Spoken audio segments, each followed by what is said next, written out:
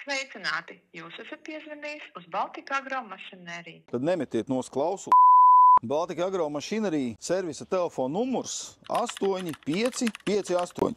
Mārtiņ, kas tas pa numuru? Tas ir mūsu zvanu centrs, ārpus mūsu darba laika. Tas principā tāds tā kā lauksaimnieku 112. Jā. Nu tad arī... Dispečers ir otrā galā. Nevajag sagaidīt, kad jums atbildēs un konsultēs. Pēc šeit pieņems jūsu zvanu un pēc tam atzvanīs atbildīgais speciālists. Tātad pats svarīgākais atstāt īsu kodolīgu informāciju par to, kas ir noticis, kur atrodas tehnika, kāda tehnika, vēlams šasīs numuru. Šīs šasīs numurs bieži vien ir ielīmēts mašīnā, lai jums arī nav jākāpj ārā no kabīnes, un jūs varat šai operatoram zvanu centrā atstāt šo vajadzīgo informāciju.